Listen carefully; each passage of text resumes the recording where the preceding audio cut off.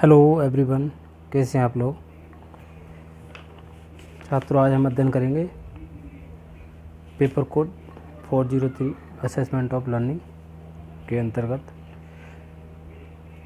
हम अध्ययन कर रहे थे टूल्स के बारे में, टेक्निक्स के बारे में। तो प्रोजेक्टिव मेथड चल रहा था हमारा। प्रोजेक्टिव मेथड्स में आज का टॉपिक है रोसा स्याही धब्बा परीक्षण, इंक ब्लॉट टेस्ट। इसके बारे में अध्ययन करते हैं। हालांकि इसके बारे में आपने फर्स्ट सेमेस्टर में साइकोलॉजी वाले पेपर में पढ़ा होगा। पर्सनालिटी के जो टेस्ट मेथड थे वो सामान्य, इसके बारे में सामान्य जानकारी, सामान्य परिचय के बारे में अध्ययन करते हैं। रोसा स्याही धब्बा परीक्षण का निर्माण एक स्विस मनोचिकित्सक हरमन रोसा ने किया था सन 1921 में, 1921 में किया था।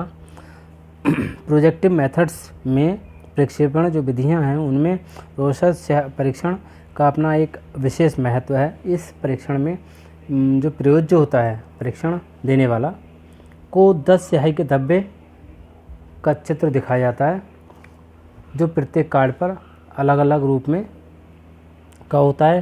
प्रयोज्य या कथानक जिसे कहते हैं को इन चित्रों के प्रति प्रतिक्रिया करनी होती है। जैसे हमने अभी पीछे TAT के बारे में पढ़ा था, तो इसमें प्रतिक्रिया करनी होती है। इस परीक्षण में उत्तरों को निर्धारित करने में वास्तविकता का बहुत कम ही हाथ होता है। स्याही के धब्बों के माध्यम से ही व्यक्ति अपने अचेतन को अर्थपूर्ण शब्दों में व्यक्त करता है। इसमें वह मनोवैज्ञानिक तत्वों के प्रति, तथ्यों के प्रति सामंजस्य, प्रक्षेपण और अभिव्यक्ति करता है। इस परीक्षण के द्वारा व्यक्ति के संज्ञानात्मक, क्रियात्मक, भावात्मक, इन तीनों पहलुओं का अध्ययन किया जाता है या मापन किया जाता है।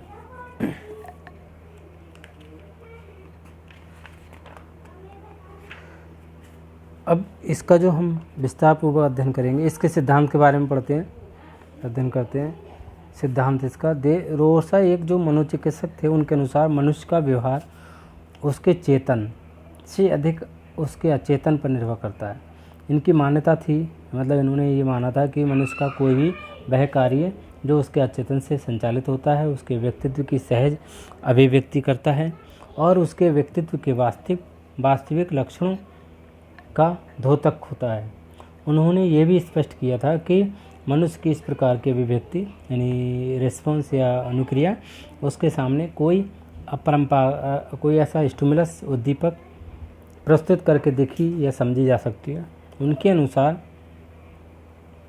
अपरंपरागत उद्दीपक के प्रति रिस्पॉन्स यानी अनुक्रिया में मनुष्य का अचेतन अधिक क्रियाशील होता है। उस स्थिति में उसके व्यक्तित्व के वास्तविक लक्षणों का पता लगाया जा सकता है। उसने क्या किया, काली स्याही एवं विभिन्न रंगों से बने धब्बों या चित्रों को अपरंपरागत उद्दीपकों के रूप में प्रयोग किया और इस परीक्षण का निर्माण किया। ठीक है छात्रों, ये इसका सिद्धांत सामान्य परिचय हो गया। अब हम इसका जो अध्ययन करेंगे 3-4 स्टेप में करेंगे। पहला है परीक्षण सामग्री, परीक्षण विधियां और परीक्षण फलांकन। परीक्षण का फलांकन या आप कह सकते हैं जो डाटा एनालिसिस, परीक्षणों का या कथानकों का विश्लेषण एवं निर्वचन। ठीक है, सबसे पहले हम बात करते हैं सामग्री की। परीक्षण सामग्री, इसमें कुल जो कार्डों की संख्या होती है वो 10 होती है। कुल कार्ड 10 होते हैं। 5 कार्ड पर पूरी तरह काले रंग के धब्बे होते हैं। 2 पर काले तथा लाल एवं बाकी 3 कार्डों पर रंग बिरंगे धब्बे होते हैं। इस परीक्षण में कार्डों का जो आकार होता है 24 गुणा 17 सेंटीमीटर का होता है, यानी 24x17 सेंटीमीटर का होता है। हम बात करते हैं, ये हो गई इसकी परीक्षण सामग्री। नेक्स्ट, परीक्षण विधियाँ। परीक्षण विधि में क्या होता है, उसको आप परीक्षण विधि कह सकते हैं, परीक्षण का प्रशासन कह सकते हैं। परीक्षण विधि में जो प्रशासन है को व्यक्तिगत एवं सामूहिक दोनों रूपों में किया जाता है, जिसमें कुछ निर्देश दिए जाते हैं। किसी व्यक्ति पर इसे प्रशासित करने का निर्देश देने पर निम्न पदों के लिए अनुसरण किया जाता है। जैसे पहला है, कुछ पॉइंटों में आप चाहे नोट कर सकते हैं। प्रयोज्य को स्वच्छ एवं शांत वातावरण में परीक्षण करता आमने सामने बैठाता है। जो कथानक होता है परीक्षण देने वाला, उसको परीक्षण लेने वाला यानी परीक्षण करता अपने सामने बैठाता है।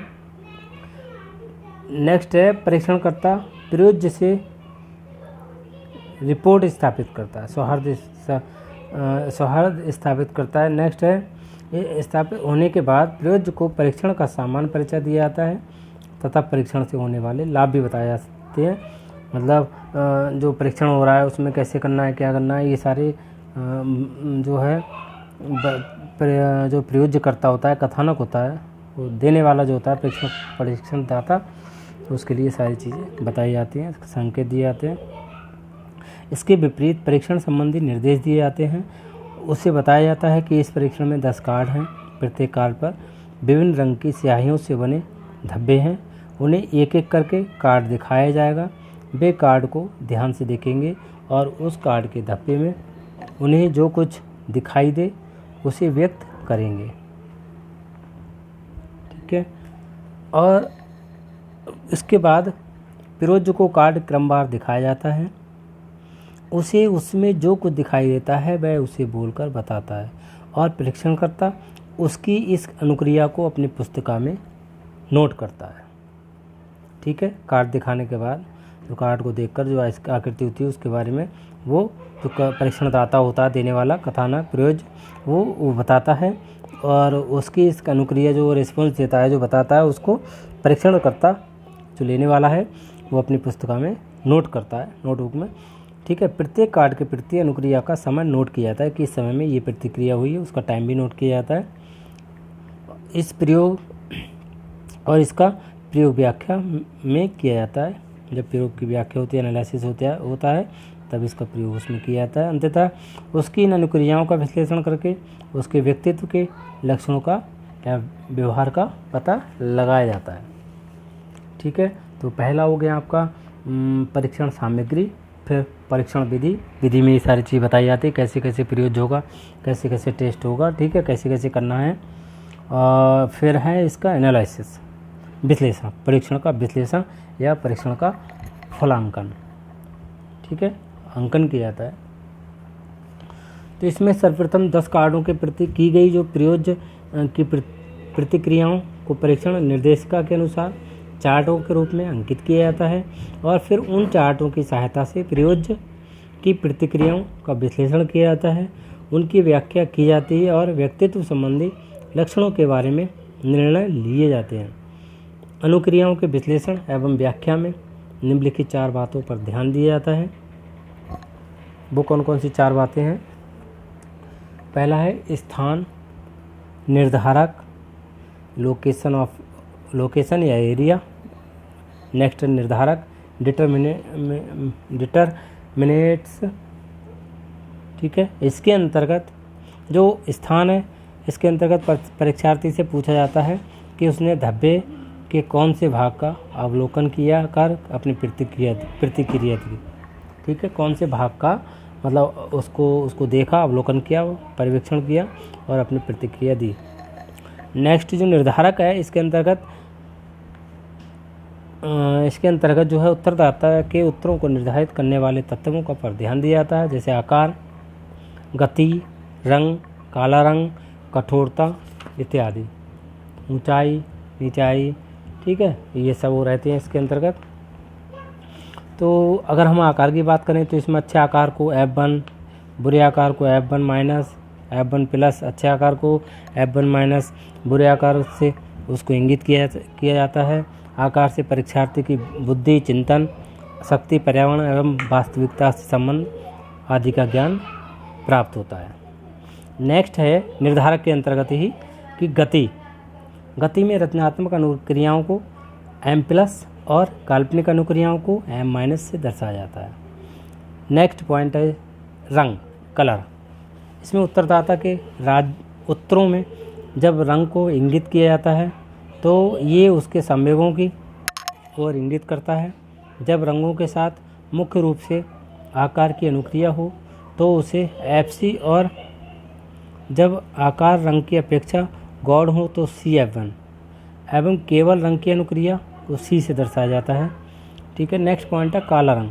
ये रंग उदासीनता का ही प्रतीक होता है और इसका आकार मुख हो तो ये F1Y, और यदि रंग मुख हो तो F/F1। ठीक है। तथा केवल रंग की अवस्था में Y से ही दर्शाते हैं इसको। नेक्स्ट है कठोरता। कठोरता में ये जो है प्रेम इच्छा का सूचक होती है तथा इसको F1T, TF1 या T से दर्शाया जाता है। F1 का क्रम और उसकी उपस्थिति या अनुपस्थिति आकार से संबंध पर निर्भर करती है। नेक्स्ट पॉइंट है ऊंचाई एवं ऊंचाई या नीचाई। तो इसमें अनुक्रियाओं में घाटी का दर्शाना EV, VF तथा V से इंगित किया जाता है। ये इसके हो गए निर्धारक के अंतर्गत कुछ पॉइंट्स। परीक्षण के फलांकन में हम विश्लेषण में बात कर रहे थे। कुछ पॉइंट है इसमें। पहला हो गया स्थान, निर्धारक में ये कई आ गए। निर्धारक के बाद तीसरे नंबर पे है विषय वस्तु, कंटेंट। तो इसका जो तात्पर्य है वो प्रतिक्रिया मनुष्य, पौधे, पशु, दृश्य किस बात पर निर्भर हैं, वह मानवीय ह्यूमन है या मानव अंश है, ह्यूमन डिवीजन यानी HD, या कपड़े आदि। ठीक है। क्लॉथिंग। फॉर एग्जाम्पल फिरोज की प्रतिक्रिया कुछ प्रकार की हो सकती है, जैसे दो छोटे लड़के, पुरुषेंद्र, बिगुल बजाती हुई बालिकाएं। इनके निर्वाचन के लिए मानक इकट्ठे किए गए हैं। परीक्षण की इस टेस्ट की जो प्रतिक्रिया है उसका प्रमाणीकरण किया गया है। नेक्स्ट पॉइंट है कथानकों।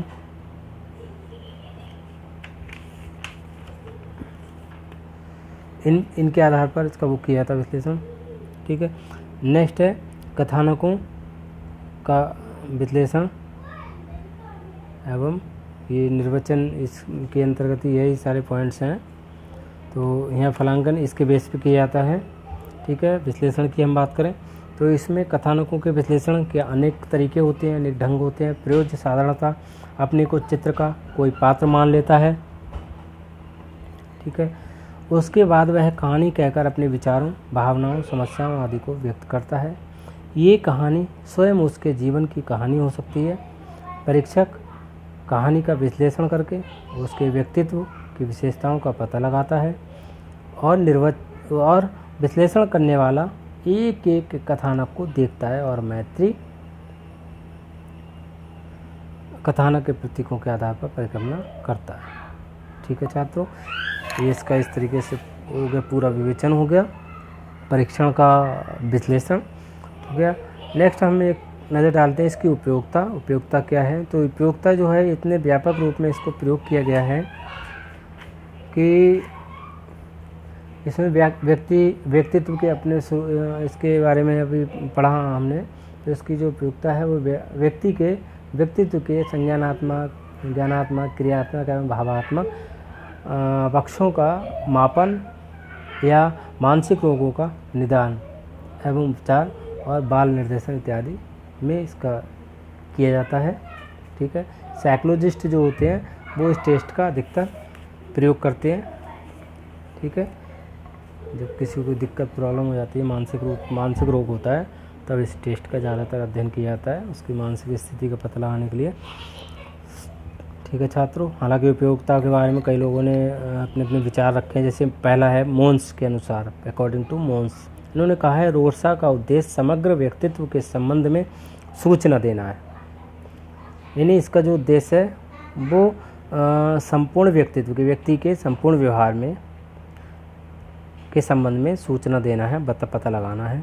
नेक्स्ट है थर्स्टन के अनुसार, इन्होंने कहा है मनोवैज्ञानिकों द्वारा प्रयोग किए जाने वाले सैकड़ों यानी बहुत सारे परीक्षणों में रोर्सा का अपना ही एक विशिष्ट स्थान है। नेक्स्ट वर्नर ने कहा है कि बुद्धि समेत व्यक्तित्व के संबंध में इतनी अधिक सूचना इतने कम समय में और कोई परीक्षण प्रदान नहीं कर सकता, क्योंकि इसमें टाइम बहुत कम होता है, 5 सेकंडों काम होता है। चित्र दिखाए जाते हैं, कार्ड वही चित्र कार्ड दिखाए जाते हैं, उनके बेस पर अपना पूरा करता है, डिटेल लिखता है। नेक्स्ट है क्रो एवं क्रो के अनुसार, तो इन्होंने कहा है धब्बों की व्याख्या करके परीक्षार्थी अपने व्यक्तित्व का संपूर्ण चित्र प्रस्तुत कर देता है। ठीक है छात्रों, ये आपका हो गया प्रोजेक्टिव मेथड्स के अंतर्गत रोर्सा स्याही धब्बा परीक्षण, इंक ब्लॉट टेस्ट, ये आपकी। Thank you.